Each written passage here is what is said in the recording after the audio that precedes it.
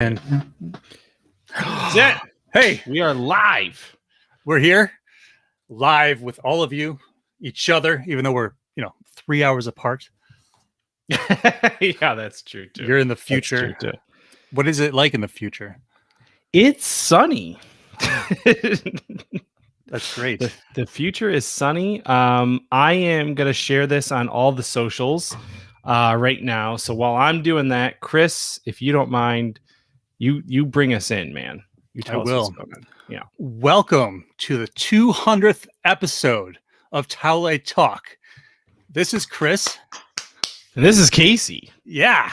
And we're here. It's number 200. It's been a long time. It's been 6 years, technically. Yeah. We started this podcast when we went on a trip. My wife and you planned a nice trip for me up to the Finger Lakes. I was living in New York City at the time, working a crappy job and very stressed out. So you guys did a salad, and we went up there and we recorded 2 episodes. One was about the Flash, and the other was Arrow. Yeah, and that's how we launched this podcast. And I, at first I didn't even want to do a podcast. Remember that? I do. I was like, we're gonna keep writing the news, Casey. Type is never going away. Which is fine. It's totally fine. Guys, we started Don't Forget a Towel in 2012. And we'll talk a little bit more about that as we go on, but it's been a long time period that we've had Don't Forget a Towel, and now DFAT Entertainment, and from it's come many amazing things. It's been a really long and fun journey that Chris and I have been on, and we're happy to be here for 200 episodes. Whether you're listening, whether you're watching live on Facebook or YouTube right now, I'm trying to share all the things. So we're excited to get into this, and we're going to have some special guests come on who've been a part of Don't Forget a Towel in some shape or form as well. So yeah, let's just get into it, right? Let's do it. Okay. Let's jump to the past, actually. Oh, really? Yeah. Oh, actually, okay. No. Let's do the pomp and circumstance first, because we have something really special tonight, don't we? To give away. We do. So throughout the years, we have done what we call a swag bag or a swag box or whatever the case may be. So here we are, 200 episodes. Chris wrote all this lovely stuff, and as I was trying to do all the socials, I was like, "Oh, I'm missing all of this." So yeah, Chris, we'll get to this. We'll start with the giveaway. Sorry. No, I'm out of order. I'm out of order, Casey. So okay. So first off, the giveaway. If you comment, whether it's on Instagram, Twitter, Facebook, YouTube page, during the show, we will pick a live commenter to win a swag pack today. If for some reason we don't get anyone commenting, then we will find somebody afterwards, because you can still comment afterwards, and we'll pick somebody then. But hopefully you guys are watching us and want to interact, and we can do it at the end of the show, probably about 15 minutes till we're going to end this thing at 9 p.m. Eastern time. So maybe like 1:45, we will make that announcement to whoever won the swag bag, and it's going to be filled with clothing items, comics, movies, toys, like something from each geeky facet that we have covered on Don't Forget a Towel throughout the last almost decade. So Chris, why don't you give us a little history about Don't Forget a Towel and friendship and all that stuff as I work on this cool overlay that I've been trying to do. Drop it on them, Casey. Trying to. We got some high-tech stuff coming at you soon, we hope. But let's actually jump in our DeLorean and go back to the 6th grade.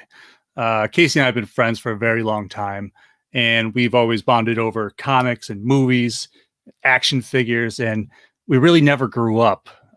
We did, There it because is. we are responsible. Oh my gosh, it's gleaming with magnificence.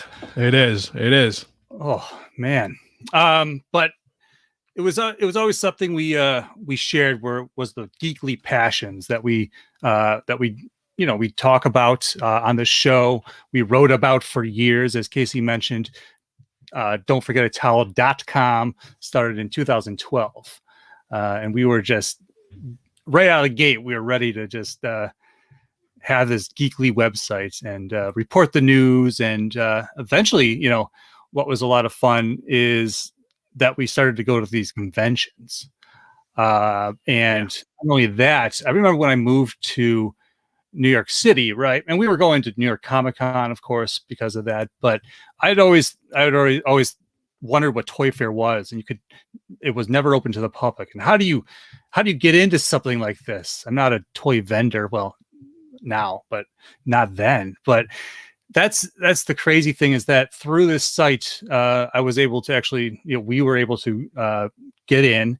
It was one of my bucket list things, was go to Toy Fair, and we went, and we had a great time because we met a lot of great contacts over the years, did some great interviews, just had, it was a really cool thing because it was a professional event.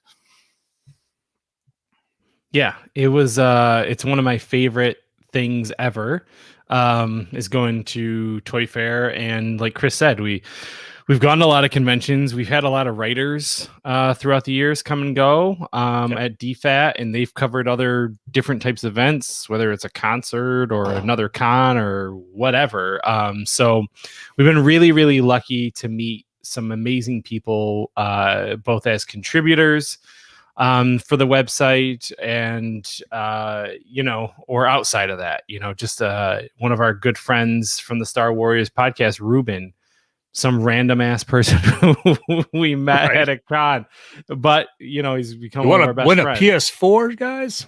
Yeah. So, it's just been a really great journey. And, as Chris said, back in 2015, even though we were still churning out articles, which is great, I decided to and made Chris do this podcast, talking about this geeky stuff, and as a way to continue to do the news, but do it in this audio form. And here we are 200 episodes later. So you want to talk about Pop with that? But it has evolved a lot. We also started to do the Pursuit of Plastic podcast as well, and where we wanted to cover more of the toy side of things, and we did toy history and different things like that. That was a lot of fun. But I think what eventually happened was time restraints, and we rolled it into Towelite Talk. And and now we do it as a segment at the end, its own theme music and everything. And I think that's a really nice touch to how we structured the podcast eventually. And I'm really kind of curious on some of those old episodes. I'm going to go back into the. I have some of them. Yeah. Colin says, "You did it. Now shut it down." Thanks. Shut it all down. Shut it down. Yeah. So from that as well, with kind of branching out, we've done DFAT Comics, and we've put out a Pursuit of Plastic, comic, as well as a slew of other releases, not only from Chris and I, but from other writers as well, that we brought into the fold on that. And now you kind of see what has evolved out of having the website for so long and covering cons and doing interviews and reviews of all this stuff, is now DFAT Entertainment. What that is I would say it's our entertainment network. And I say the word entertainment not just meaning podcasts, so it all encompasses, if there's video work as well, that we start branching out to, and just kind of, we have a lot more shows involved, which we'll talk to some of the people who are on the network, so that you guys kind of get a good idea of, Towelite Talk is just one facet of DFAT Entertainment. This is the geeky news, but we're all kind of geeky in our own way. And what does that look like or sound like to you?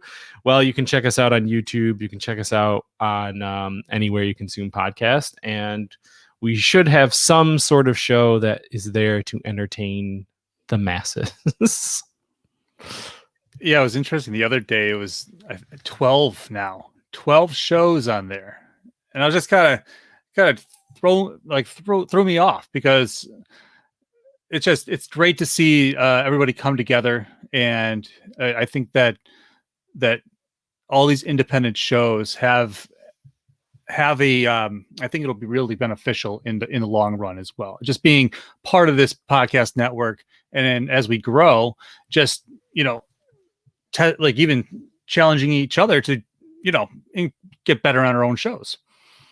Yeah, absolutely. So really love that we're part of a network, heads of a network, and really excited to see what the future is for that. But we have talked for 10 minutes to you guys about a lot of things as far as the history goes, and we'll keep touching upon that throughout the length of the show. But let's get to what we do best and talk about the geeky news. So first up in Marvel, we've got Venom, Let There Be Carnage trailer. It came out last week. Chris, what was your initial thoughts on the Tom Hardy sequel starring Woody Harrelson? Well, I've learned some lessons from a lot of these comic book movies, and just Sony, right, in a way. I, for one, did not even think that I was going to enjoy Venom to begin with. I just never really got the concept of Venom without Spider-Man, and just trying to make this universe happen with just him in that role. So, but then I ended up liking the movie. It's for me, the with Woody Harrelson coming in as Carnage, that reminds me of like the classic Wizard magazine casting call. It's like, who should play Cletus Cassidy? Oh, it's Woody Harrelson, because of Natural Born Killers, and every other time he's played a psychopath. So, and I love Woody, and I'm super excited for him to be in this role, but it's still, I got this hang up. The Spider-Man less world, and you speak of the Spider-Man, please, because you love the Spider-Man. Yeah, it was funny. I was talking to my wife and I was like, why didn't they just call it Maximum Carnage? Why don't you just Spider-Man? Yeah.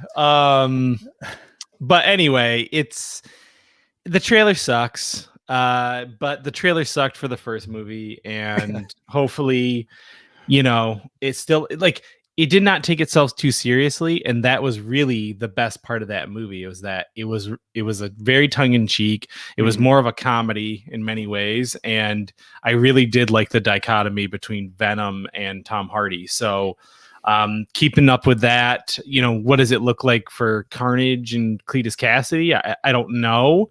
But like you said, I like Woody, and the first one's good, so I'll give it a chance.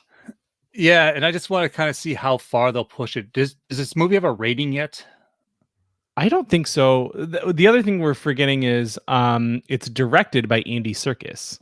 Right. So I think that's his directorial debut, which is interesting. So, yeah.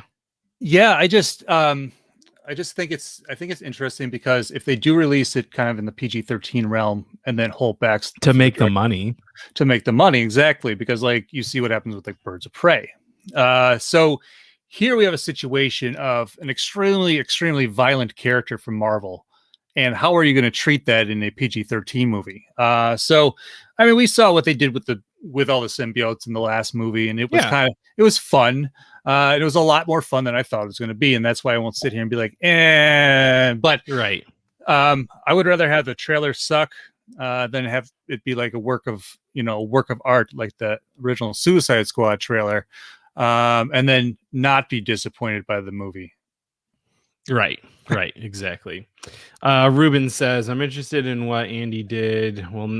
Will do. Not a huge fan of the trailer, but I felt the same way about the Ford, then I'm enjoyed for what it is. I think you meant the first one. So, yeah, same thing, Ruben. Just, I guess we'll just see.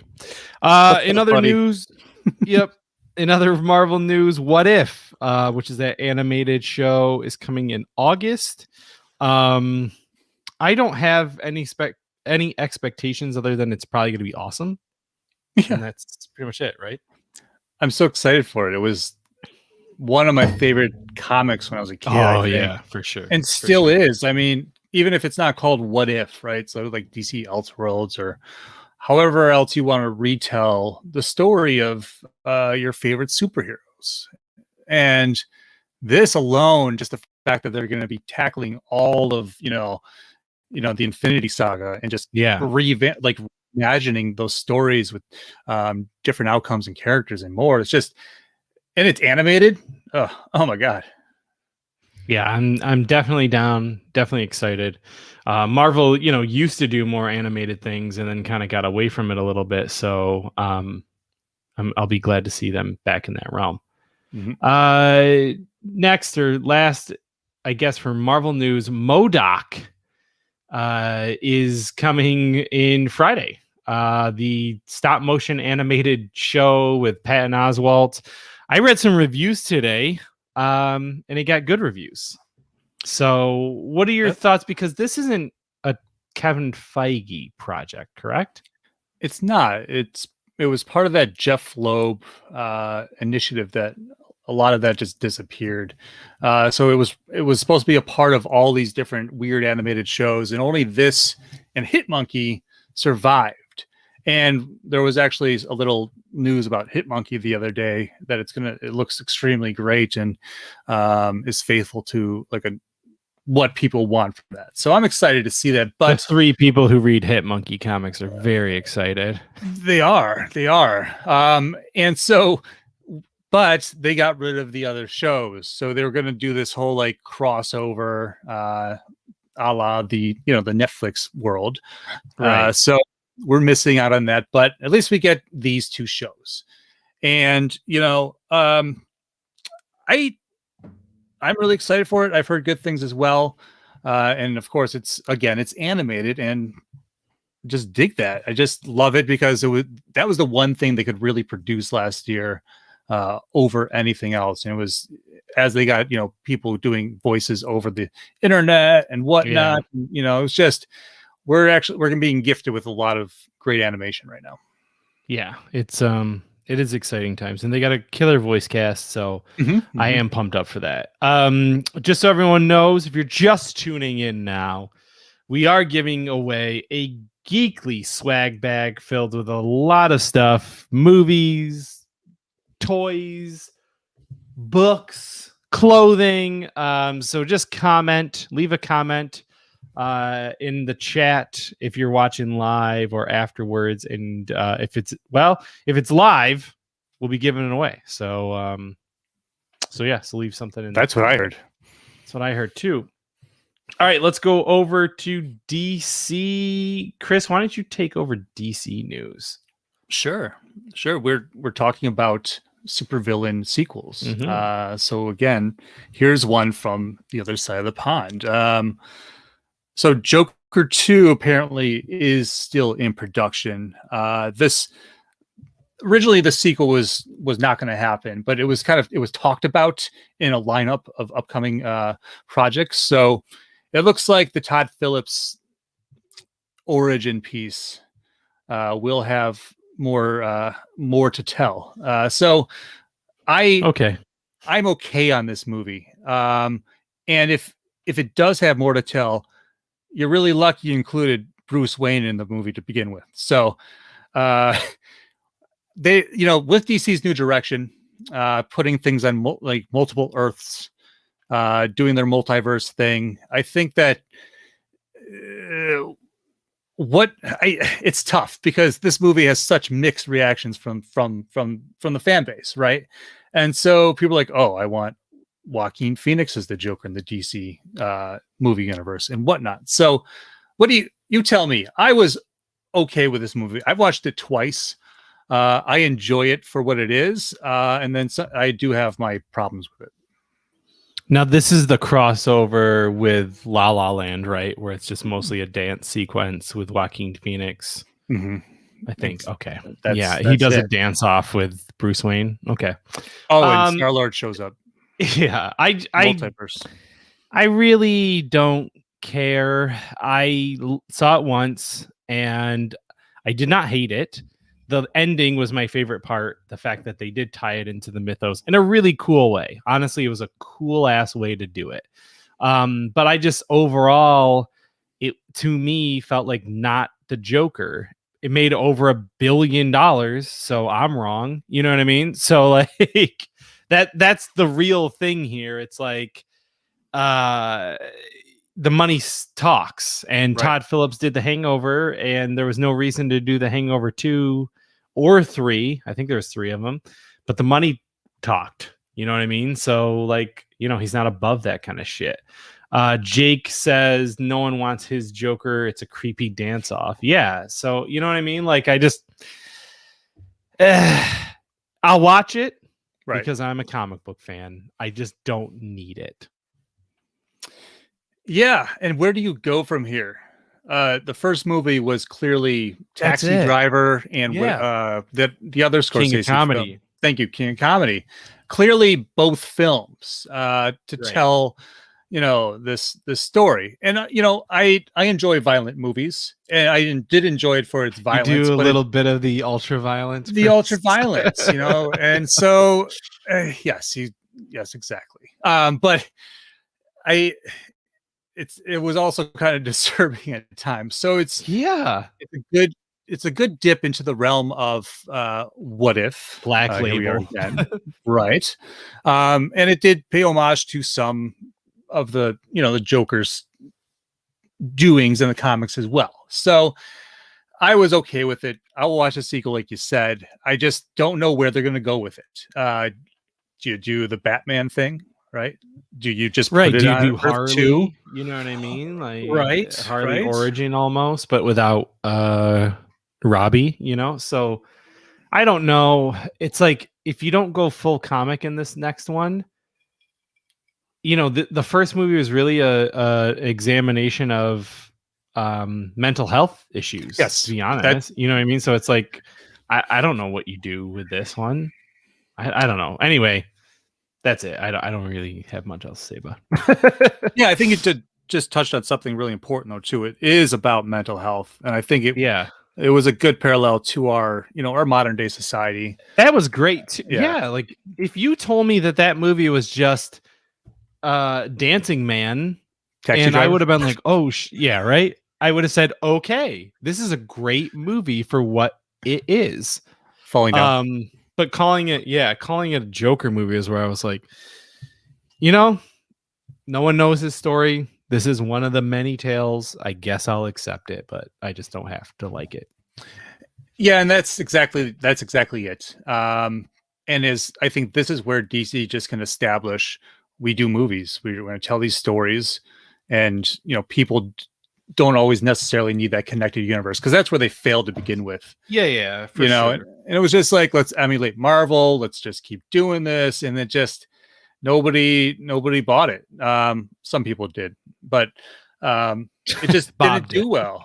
It's fine, and that's fine too. And I just think that if they can tell stories and just tell good stories from different directors and writers and more, and just open it up to everybody, I think it's just going to be better in the long run, honestly. Absolutely. 100% agree. Next up, big news today. AT&T, quote unquote, sells Warner Media to Discovery. So this was a big acquisition today. Whether or not AT&T goes back around and buys Discovery, that's to be seen, But I don't know what this even really means. Besides that, I guess Discovery is doing. Discovery Plus is a great streaming service, and all of their programming, period, across the board, is very popular. So it's interesting that we see this shifting of assets. Discovery Channel's like got HGTV TLC and HGTV and all that stuff. So that's an interesting thing. I don't. Yeah, what does that mean? I don't know. I have no idea. But the thing with Warner Brothers that we've said a million times on the show is like they're run by a bunch of corporate suits. Hopefully, and as you have said, they're getting better at letting the creatives run things. But then you see like the Tom Taylor, Ava DuVernay thing, and you're just like, why? Why are you like? This is the time. Everyone loves Darkseid. Why are you effing that up right now? So it's just, I don't know. I don't know what it means, but I guess I'll just stay tuned. Ruben says Wicked Tuna. Oh, it's his favorite. Wicked Tuna. Yeah, I mean, it's Tom King. Don't mix up the Toms. They get so upset. Who did I say? Tom media. Taylor? Yeah. They do. The one that is always told me. I've done it many a times. Yeah. But yeah, it's just kind of funny to see this happening. I mean, everything is getting smaller at the top. It's just another way for all these companies to kind of merge in the end and not be a monopoly. So what do you do to compete with Disney Plus, right? You buy the next greatest streaming service that is so popular across the board, period, with just the general audience, that there you go. It's a no-brainer. Yeah. We'll see what that looks like. What's going on in the galaxy? Or do you want me to take this one? Go ahead, because you put this on I did read the article. I have some thoughts. Okay. Yeah, so Ewan McGregor is starring in like this new show on Netflix, and as a result, he's making his rounds. But he's also filming Obi-Wan, so everyone's got to ask him about that. And he kind of hinted on Jimmy Kimmel that the costume is slightly different than you might expect. So what does that mean? In Star Wars, we often have to talk about speculation. So Chris, what's your speculation thoughts on just that line there? Oh, I was just going to say it means more action figures. It always means more action figures when it comes to Star Wars. So take them in a slightly different outfit. Right? Like, take the Mandalorian for example. Three Boba Fett looks. Come on, it's so merchandising. It's been like that since the beginning. Thought. Right. My other thought was, I mean, do I want to see my Mythos action figure come to life? My Mythos sideshow figure? Yeah, of course. Yeah, right. It's like Indian in the cupboard or toy soldiers here. No, in truth, I just want to hear about the Clone Wars outfit he'll be wearing, his classic armor. I do want to see some flashbacks with him and Hayden and this show is it's what everybody wants, even from the beginning. It's the only one where people said okay. It was like Solo, I don't care. Even Rogue One, I don't need to know that story. But like, Ewan is the best part of that trilogy, and him coming back is like, I don't care what you do, just come on. It's better too, just real quick, long storytelling instead of like a 2-hour movie. Just get into it. I just think that is the perfect way to deliver Kenobi to the to the audience. So that's it. Mm-hmm. So as we mentioned at the beginning, there's been a lot of friends of the podcast as well as the website, and one such is Jake, Duel of the Fates, from his own podcast, Campfire Chats. Jake, welcome to the show tonight. Hi. Happy 200th episode, you two. Thank you. 200 episodes. And yes, I agree, it's toys. That's all it's about. It's all toys. Doesn't even matter. Nothing to do with story. That's why he's going to wear a slightly different shaw. Hayden Christensen's going to be back as Vader, and we're going to see some sort of dream where he doesn't get burned, so we can get an unburned Vader toy. We're going to see Ahsoka in it, and we're going to get the Ahsoka toy from it. So much more. The So 2-pack, much. Ahsoka versus Vader 2-pack with Obi-Wan standing in the background watching them. Yes, very Refereeing. much so. Yeah. So Jake, tell us a little bit, like, what do you do on DFAT Entertainment, my friend? Well, so on your traditional website, I write book reviews, which I'm bringing on to the Campfire Chat podcast. So excited. I have had one author on so far for the Campfire Chats, Bob Prohl, and I'm trying to get more, and hopefully we'll have more soon.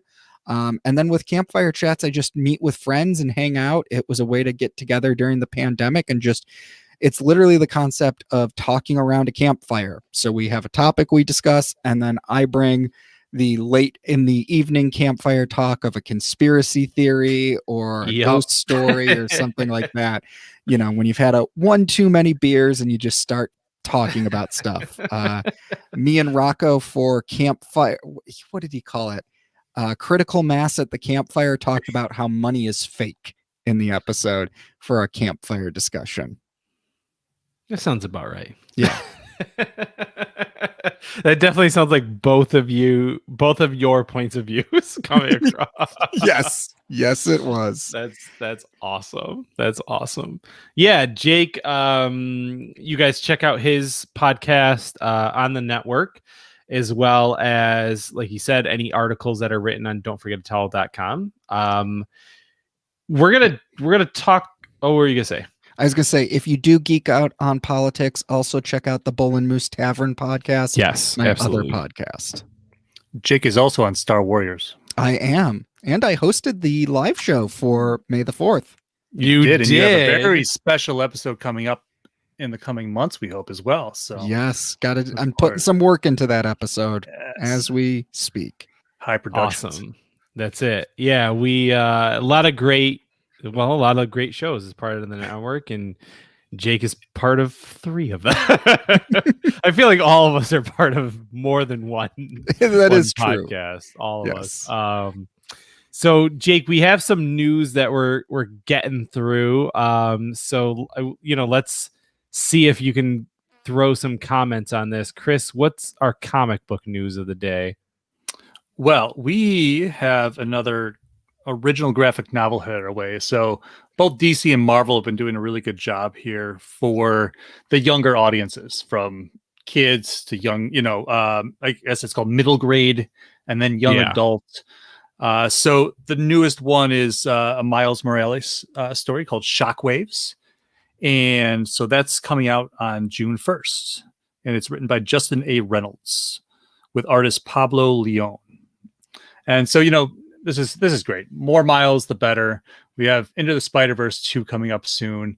He's really I think they're really just setting the stage for the inevitable big screen appearance of live action Miles as well. So really excited for that. And as we kind of see in the MCU right now, legacies are taking place.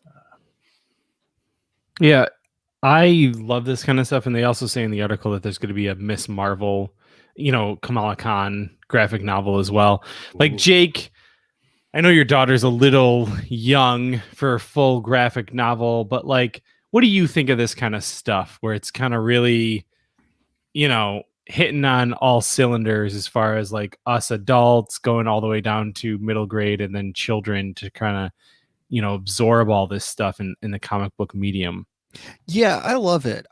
Marvel's done some really great things around kids comics. They had those Marvel superhero comics that were aged probably to the 3 to 7 range, so we read those ones. But she's definitely not at these range yet. We tried Miss Marvel, and we tried there was a series with Miss Marvel that had her, Squirrel Girl, Patriot, and a couple other heroes as like a secondary set of Avengers, and she just couldn't get into it. I loved it. I love seeing Miles. I was kind of a big Spider-Man fan as a kid, but I think I like Miles more than Peter Parker at this point. Me too. Yeah, I could. I mean, for me, maybe not. But yeah, I can see where you're coming from. Oh, don't lie, Casey. I didn't say he's. I actually got asked that question the other day. Who's your favorite Spider-Man? But I can understand why Riley? people do. Right. Jeez, just stop. Ruben said just started the Miles game. Yeah, that PS5 game is so good. It's beautiful. So good. Jake, did you get that with your PS5? Not yet. I'm still Okay. trying to platinum Ratchet and Clank before I buy another game. That is absolutely fair because those games are super fun too. Yes. And Ruben says, yeah, I love Miles, but Pete is my guy. Actually, in one of the kids' comics, they do a Spider-Man Into the Spider-Verse, and it's got Miles, Peter, Miss Gwen Stacy, Spider-Woman, Spider-Man Noir, Spider-Pig, and Spider-Man 2099. And it's like a deep cut for a kid's comic to have that many Spider-Men in. It's good for me. Yeah. And action figures. Yeah. Yeah. Ruben says he's got it on the PS4, which is great. So I've got a little piece of what we call crowdsourcery here. And what we do with that is kind of showcase things that are going on in the crowdsourcing world, whether it's Kickstarter or Indiegogo or whatever, usually something geeky there. So actually, this is my friend who created this game called Wurge. And Jake, I know you are a big Kickstarter board card game person because we just did it a couple weeks ago. Yes, we did. And I've gone over to your house many times to do this. So this game is, and we'll leave the link in the show notes. It merges two words to create a new word. So, for example, you'll get like two sets of cards, and then you take those two cards, like shark and narcolepsy, and you make sharkolepsy, which is a condition characterized by a tendency to fall asleep when around sharks. So coming up with your favorite words and then a description of those words. So I need this in my life. It's a fun game. Like, we play tested it. If you watch the video, I am in it. The commercial for it. So yeah, it's a good buddy of mine. So check out Wurge. It's got 9 days left. It's already exceeded its goal, but obviously, if you guys know from most of these, is like these independent creators really do need all the help that they can get in putting out more things like this. So, like I said, leave it on the show notes and check out Wurge. That's on Kickstarter? Yeah, it's on Kickstarter right now. I will be backing that tonight. You know what? I'll just drop it in the chat right now, just so everyone knows. Awesome. There you go. So, yeah. One other thing, let's give a reminder here. We have our giveaway going on with a Geekly swag bag filled with, I don't know, toys, Comics? what? Comics, Apparel? movies, apparel. Who knows what we throw in there? Sand? Things that kinetic sand, Chris, not just regular sand. Oh, from Toy Fair? That was one of the greatest freebies ever. I actually still have some kinetic sand, and I have a stack of board games. It's not the Witcher board game, right? I did get that at Toy Fair that we played. We didn't play it. We didn't play We it. It took tried us 3 hours to figure out the instructions, setting up the board, only to then go, this sucks. You know what? Also, I think none of us were like playing The Witcher at the time. I think that was a real detriment to everything. The Witcher was nothing at that time. Nobody knew of it. Ruben says Except he hates sand. It's much too dry. It everywhere. Gets everywhere. Yeah. It gets everywhere. Yeah. But Colin says he's here for the sand. That makes sense, Colin. That does not surprise me. Hey. All right. So let's go over to some TV news. Jake, I don't know if you've been watching TV lately, but Mark Millar has a show on Netflix right now called Jupiter's Legacy. It is mixed reviews. I really like it, but I've had some friends tell me it's really CW, and I can see that, but I've also read the whole comic and I don't give a shit what they say. But anyway, he's got this other comic book. Two things are getting adapted. One, The Magic Order, which is going to start filming soon, which is really, really cool. Just about these different magicians, definitely very rated R. And also Super Crooks, which is probably top 3 best things that he's ever done, in my opinion, is coming out in July. I didn't run it in the show notes, but it's an animated series, Chris. Yeah. So Super Crooks is about a bunch of really, really bad supervillains who decide to all team up to rob this really, really good supervillain. And it is like a 6 or 8 part comic series. It is so good. So good. So that's some Mark Millar news. Jake, we got you on for a few more minutes. What do you think of that? I'm excited. I'm looking for something new to watch. We're watching Brooklyn Nine-Nine again, and today I was looking for something to watch, and I restarted the Clone Wars. I don't hop into Netflix that often, but maybe I'll hop into Netflix and check this stuff out. Where's Nemesis? Come on. Joe Carnahan. I don't know. Yeah, that was Joe Carnahan. I don't know if Fox still owns that one, because when he talks about his lineup of books, that one is not mentioned, unfortunately. That's sad. Ruben said he really liked Jupiter's Legacy, and Colin said it was solid. So yeah, I liked it. I'm only 3 episodes in out of 10, so far I like it. But Castlevania dropped, and Castlevania trumps for everything for me.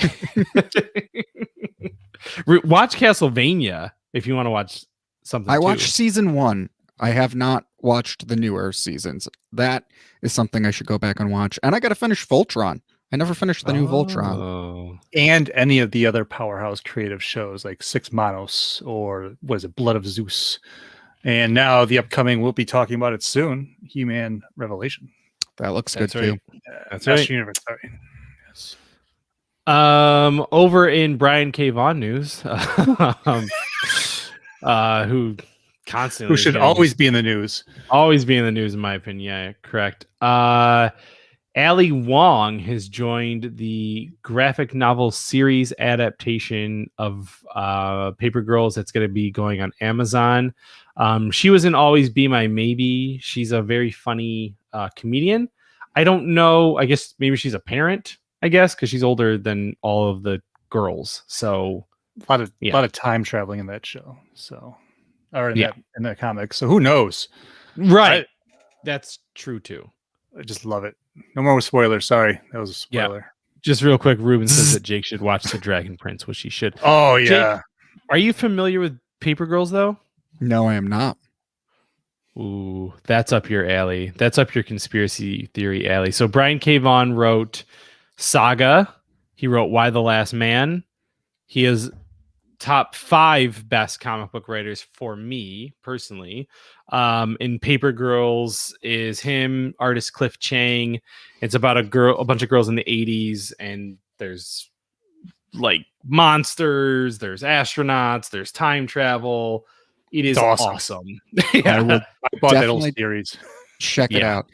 If you like conspiracy content, it got ripped to threads, but I think it's just because of when it came out. What was it called?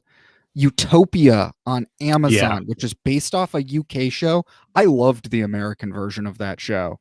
That's got Rainn Wilson, right? From Rainn Wilson, John Cusack. I think the whole problem is you released a show about a virus conspiracy in 2020, and it didn't go over well. Yeah. That's why I haven't finished The Last of Us 2 yet.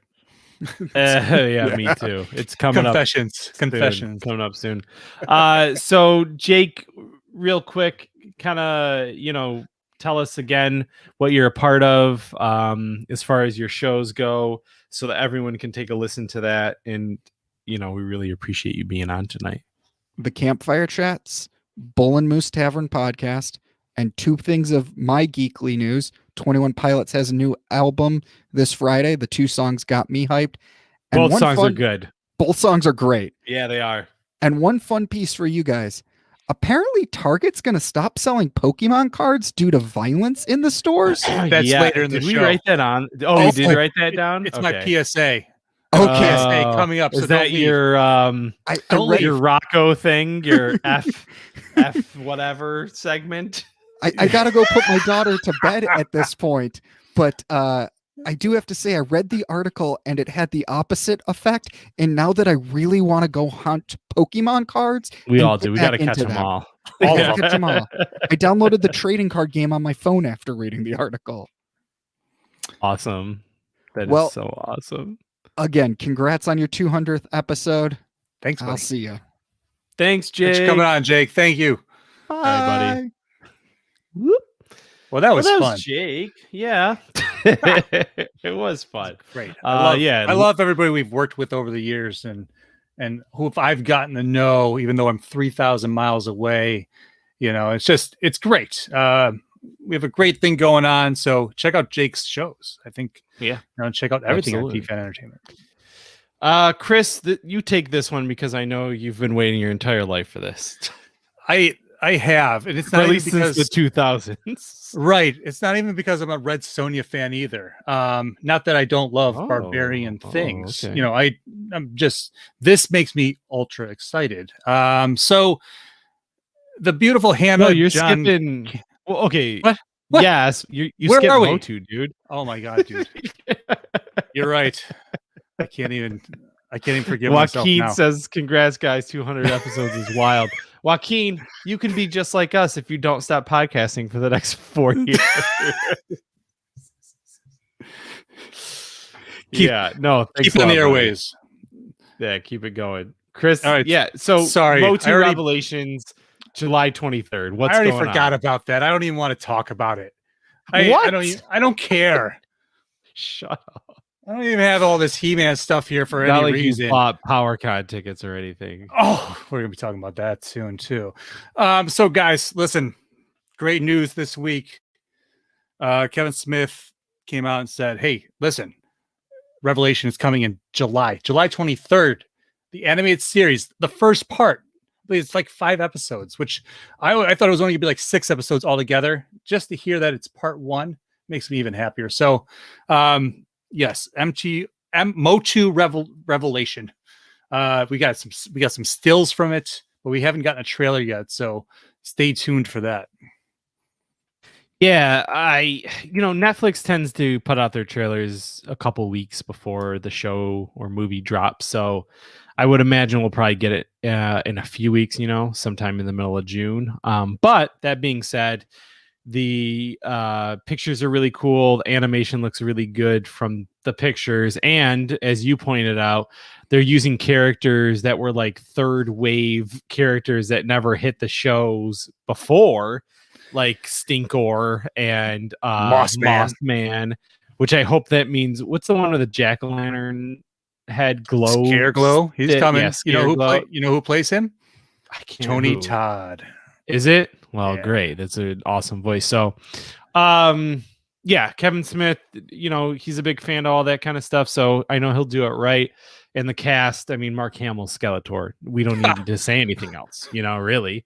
And who is it? Mon-El is He-Man, I think. Yeah, Scott Wood. Is that his name? Chris Wood. Chris Wood. Yes.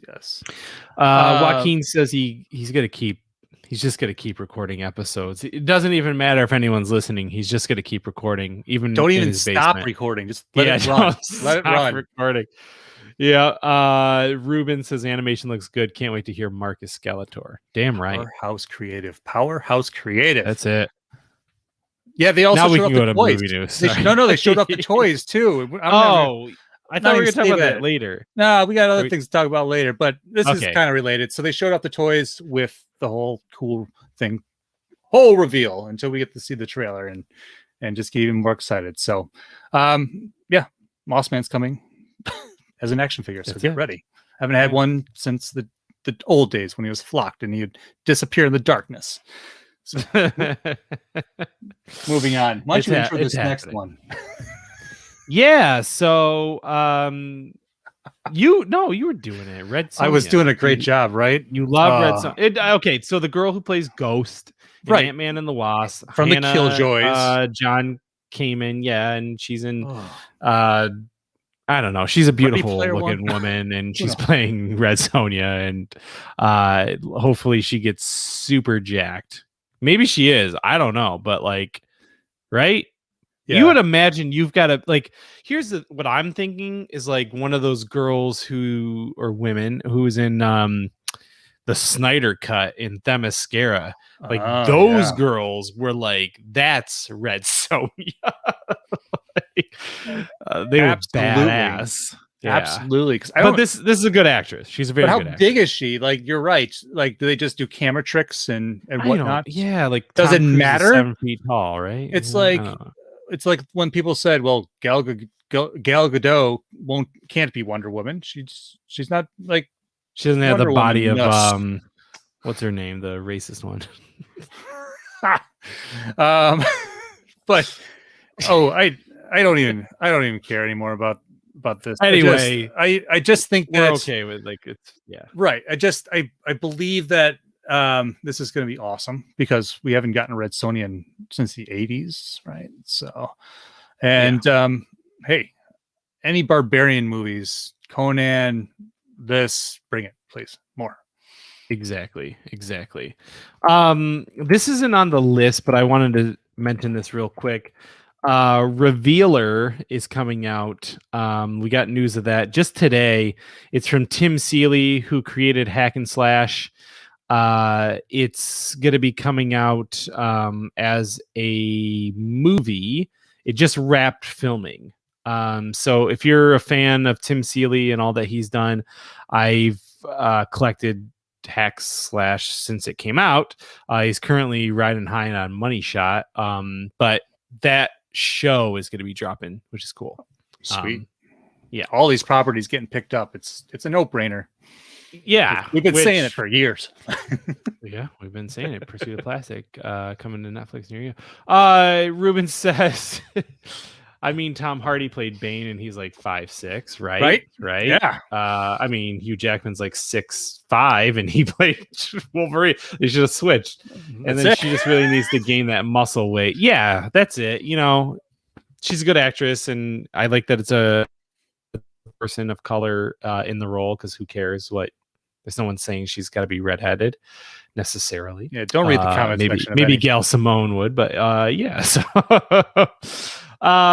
in other news, Lady Killer, which I have read actually, Chris. I totally forgot about this. So Dark Horse comic. I remember I wish I would have bought it, but I did read it. But Blake Lively and Diablo Cody are adapting that. So I'm not sure where it's going to end up or how that's going to look. But it even won an Eisner Award for Best Limited Series back in 2016. So what do you think about that? Sure. I didn't read it, and I'm not really super familiar with it. But like I said, all of these things are getting picked up, and it's just, just keep writing. If you're out there, all of you. You never know what's going to happen. Yeah. Never know. Everybody's getting picked up for stuff, and it's exciting because we're getting great content, and there's just a lot of great stories that be told from the comic book perspective. Exactly. Switching gears, we're going over to the new Dark Universe, where we are supposed to be seeing a Renfield solo film for Universal. Renfield is the familiar of Dracula and probably doesn't deserve his own movie, but what do you think about that? Here's what I think about that. We see a perspective movie where Dracula is not the main character, but he's the side character. He's the one that Renfield follows around or eventually has contact with and becomes the fly-eating weirdo that we all know.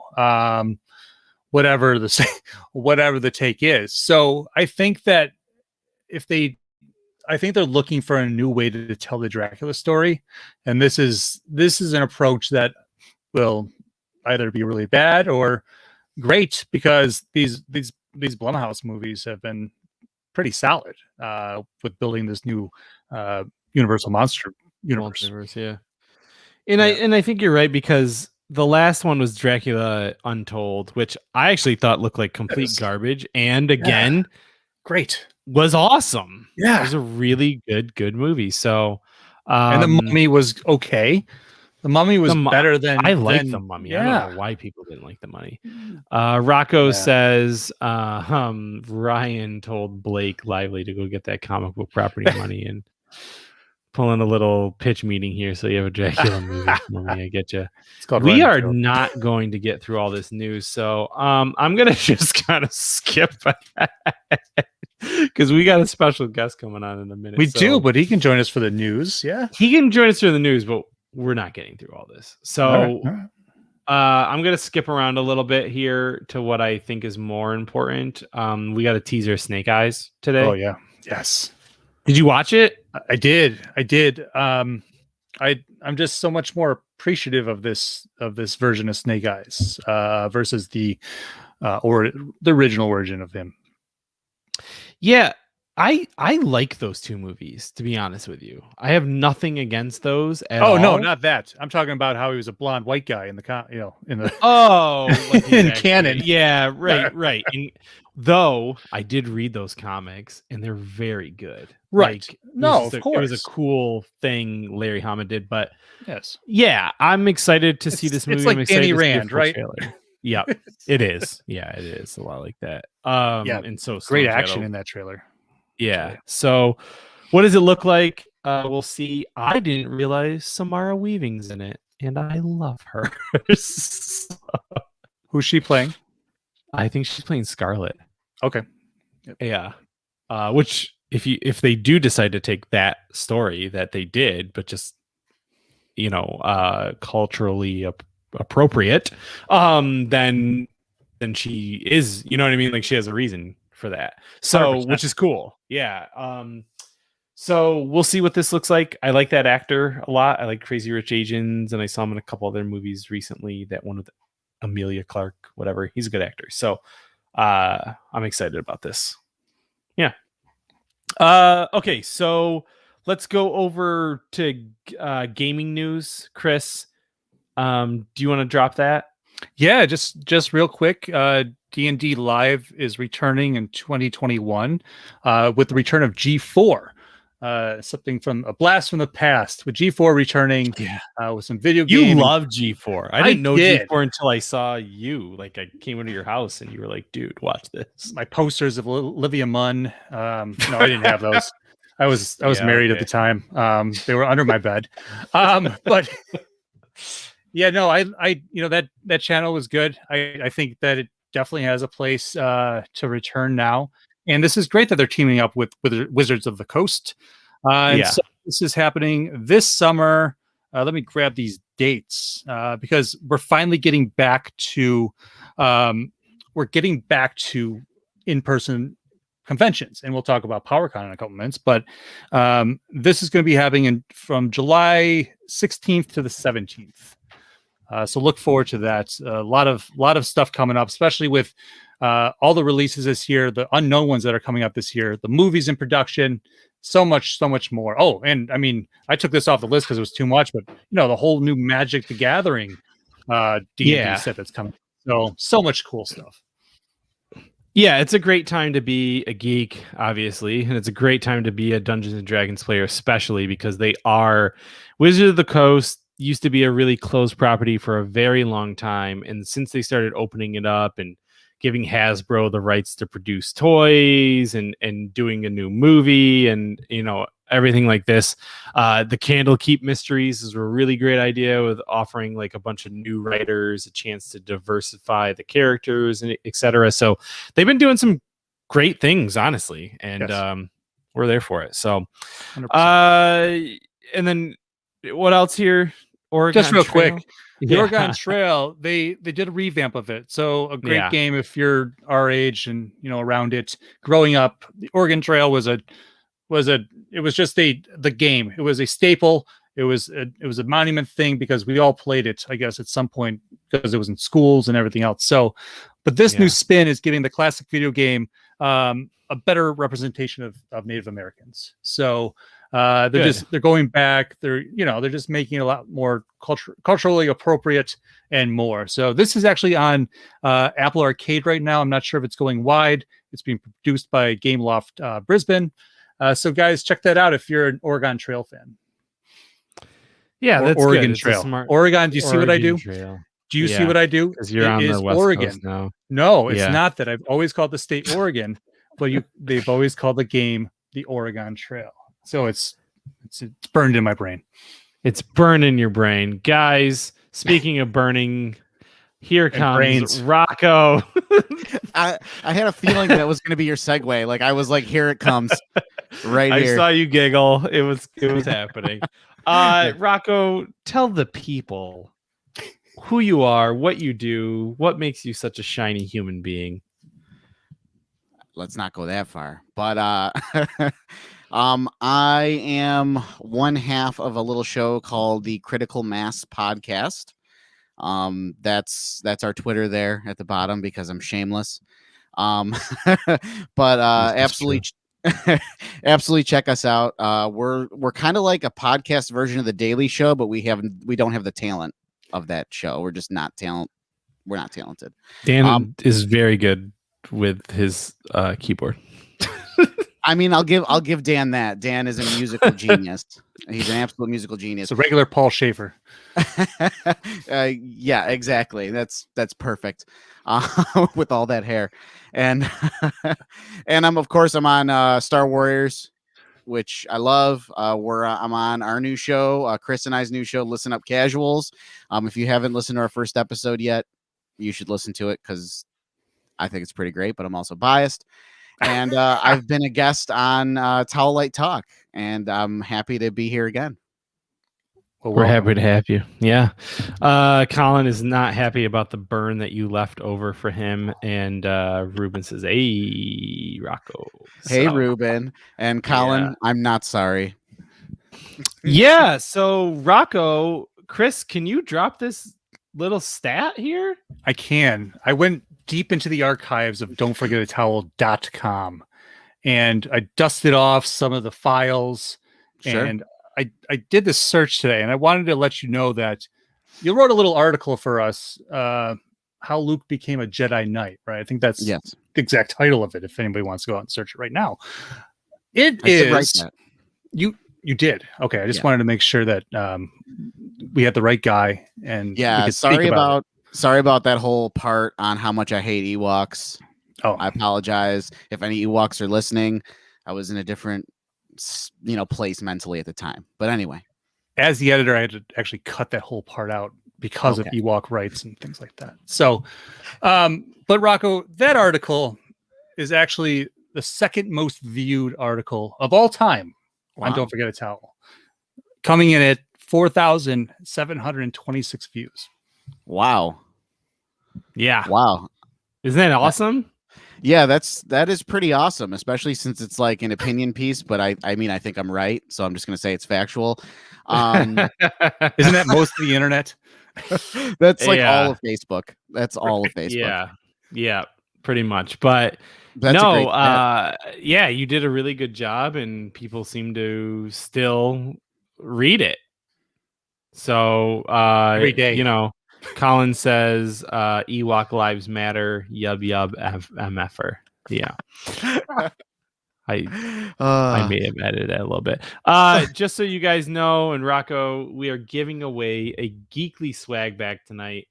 If you comment either during the show or after the show, because we don't want to give this to our friends, we will fill it with toys, swag of clothing nature, Chris's beard hair. What were you gonna say, Chris? I just said if we do give it to one of you, we want you to pass it on. Oh, sure. To another that you think would love it. If we see it on your display behind you, not you, Rocco. You're not even on the list. He's got no room. He can't be on here. He literally said lives this was for your friends. Pops. Yeah. Wow.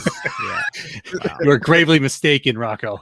Very, very no. So, Chris, what time is it? And Rocco, you're tuning in. What time is it, Chris? It's time for the pursuit of plastic. Ooh. Cue the music. Oh.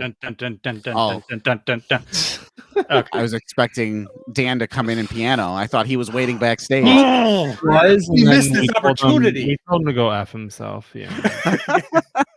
Yeah. Sorry, Dan. Sorry, Dan. So what's going on over there? Oh, toy enthusiasts and action figure hunters, we have some news for you this week. Not a whole lot because we had to kind of keep this episode trim so that we could entertain you all live instead of talking about the news for an hour and a half in your faces. Speaking of real quick, Shachi says, "Can I give it to my alter ego?" That's funny. That's up to them, I guess, or you. Not sure. But first up in toy news, we have an announcement from Super 7 of the latest wave 2 of the Disney Ultimates. They started off like hot out of the gate with some characters that you would never expect. I ordered my Prince John. I'm hoping that Ruben has ordered his Prince John, or will be going to Disney every day to try to find it, as a good toy owner should. But this time around, it's Alice in Wonderland heavy. We're getting Alice, the Mad Hatter. We're getting the Hippo from Fantasia, which is, again, movies you shouldn't watch when you're a kid until you're a little bit older. And then And on something.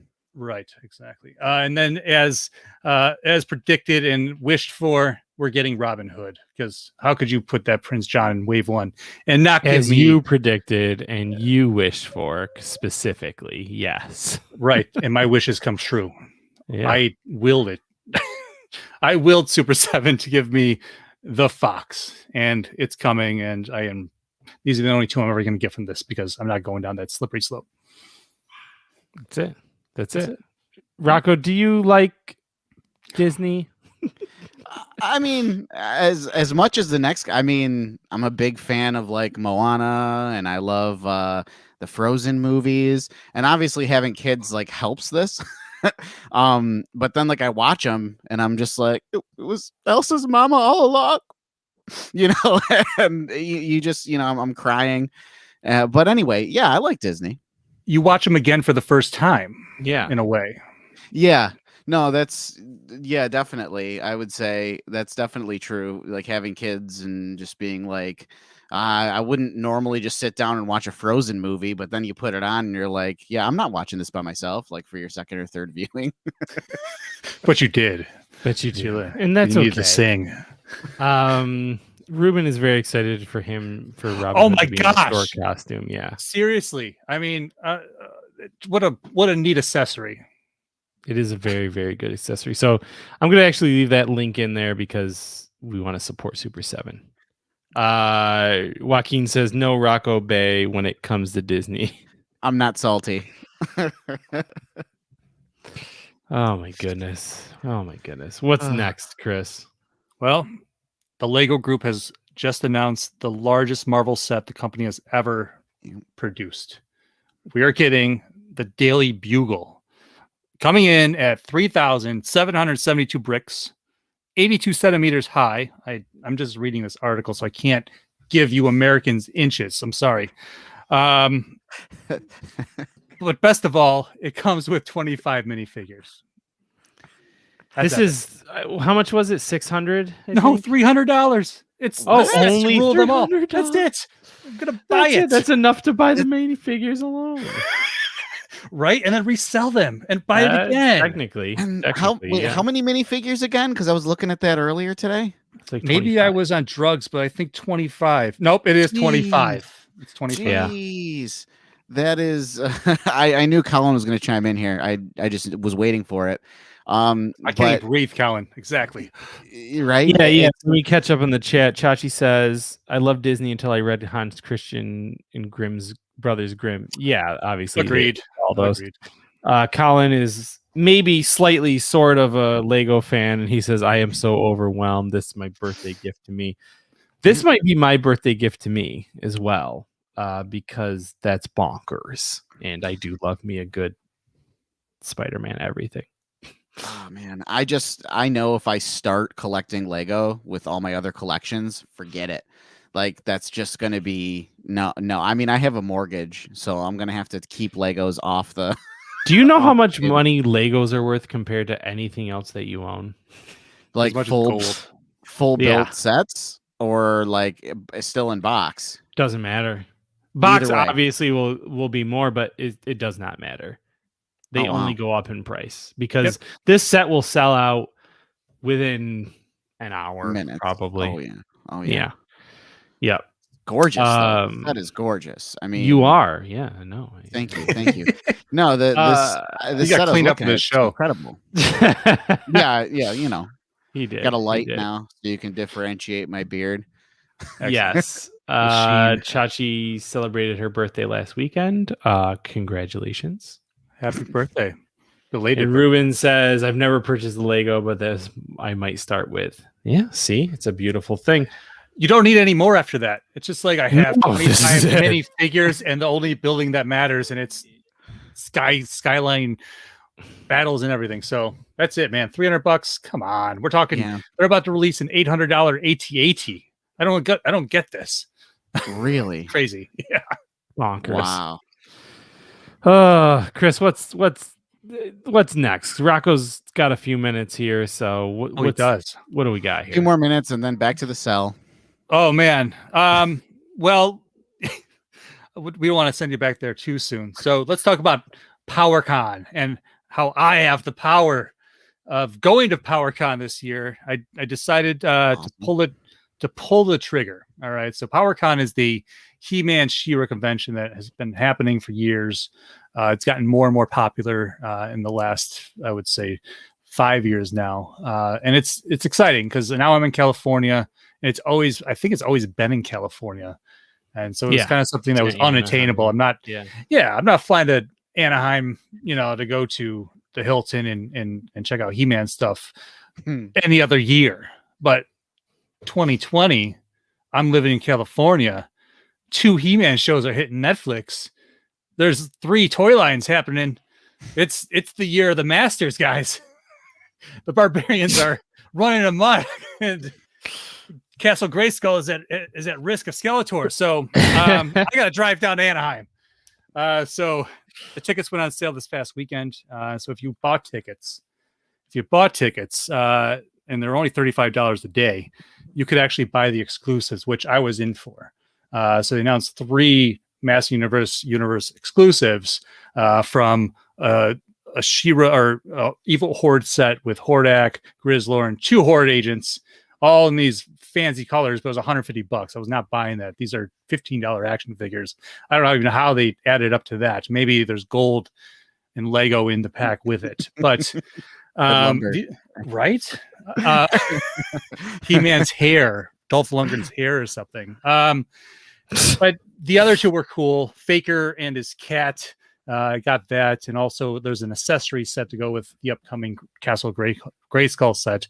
So I picked those up along with a classic pin, of course, and whatever swag I'm going to pick up at the show, of course. So very excited. I don't know. He-Man's a very niche thing, I think. It's contained to a lot of years. Rocco, you and I have talked about it on the show before. Casey and I have talked about it our entire lives. So what do you guys think about PowerCon? I mean, just because it's short and sweet here, I was of the much younger age, like when He-Man was huge. So I didn't really get a whole lot of it. I know I had a He-Man sword, and I swung that thing around, and it made sounds when you hit things. Mostly my younger sibling. I had that, but again, like I want to be excited about it. I don't want to not be excited about it. There's a whole shelf dedicated to it at our new FYE in Greece. Not that they're a sponsor, but they are overpriced. But anyway, they had a whole slogan. It is. I think it is their slogan. Yeah. Right. No, but they had a whole shelf dedicated to He-Man and stuff like that. Because I went and perused today. Oh, take pictures next time. Maybe. But yeah, I mean, that's really it for me and He-Man. I'm excited for you. I'm excited that you're going. Thank you. That excites me. Thank you. I'm also excited by Chris going to PowerCon without me. But I think it's going to be a really good show. I think I haven't fully experience what it means for He-Man, but this is the year, and anyone who gets to go, like, I'm excited for you guys. So Rocco, I know you're getting ready to go back into your cave. Yes. Where can people find you?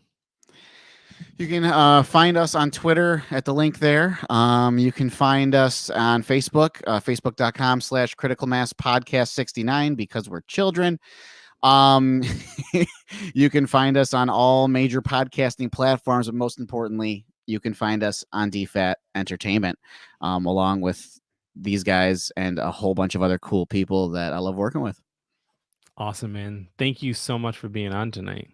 Hey, Thanks, Rocco. Thank you for having me, guys. I'll be talking to both of you soon, I'm sure.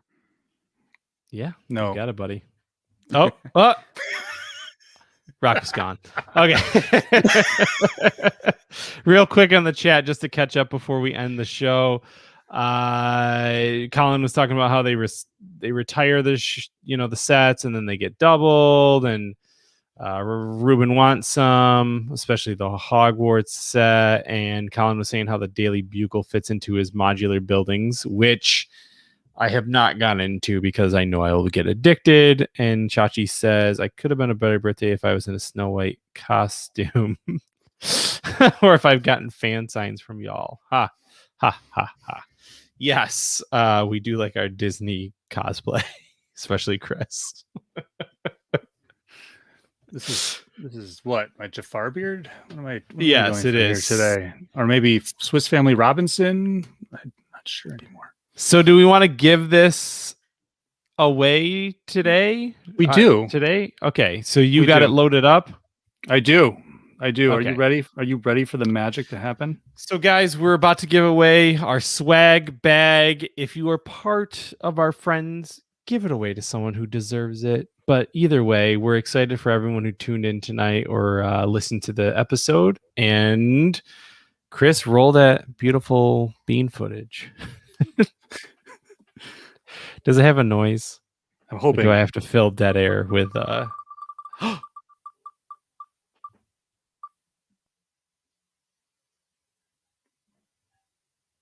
and Joaquin. Yay! All right. So Joaquin, after the show, we will get your information to send you out a swag bag filled with Chris's beard hair and other wonderful surprises. Wonderful surprises, guys. Yeah, thanks everybody for tuning in tonight. Whether you watched us live or you're listening at home or watching it later on, whatever the case may be. Chris, like, what's next for us? We're working on more Pursuit of Plastic. That's hopefully down the pipeline. With our recent dibble and dabbling with D&D, we're hoping that we can learn more and more so we can actually write those pop modules that we've been talking about as well, like DFAT games. What about DFAT games, right? So did we talk about that? Did we announce that? We have, or we did right now. So remember.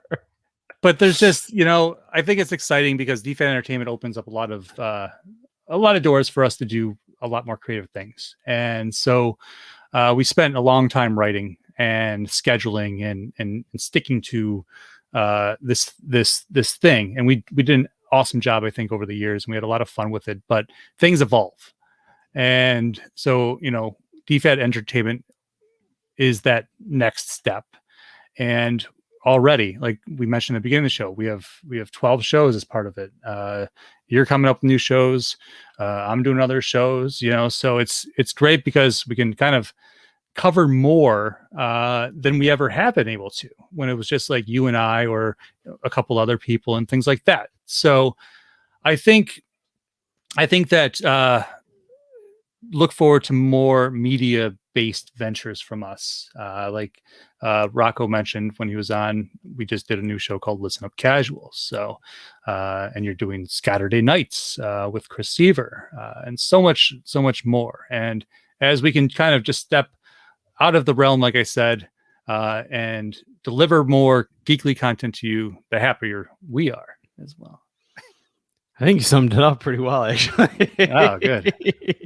Yeah, no, Rehearsed guys, it all day. yeah, I would imagine. So end of July, we reach our 9th anniversary with Don't Forget a Towel, and what we call is everything's is a phase. So we're going into our 10th phase as an entity at DFAT, and Decade. almost, man. Yeah, Into technically the next decade. year, but into the decade. Yes. So it's pretty exciting as far as, how things have evolved and where we've come from and where we're going. So thanks everybody who supported us throughout the years, whether you've read an article, contributed an article, listened to a podcast, are a part of the network now, whatever the case may be. Chris and I are very, very, humbled by everything as far as that's concerned. And we just really can't, Chris Seaver says twisted steel leisure donut. Exactly. It's for more Orgasmo. And all of that, we're just really, really excited to keep doing what we're doing. And like he said, Chris said, we'll keep putting out more stuff, and that's it. Really appreciate it. So Casey's, I will say what I always say, which is go read some comics. And this is Chris saying, don't forget a towel.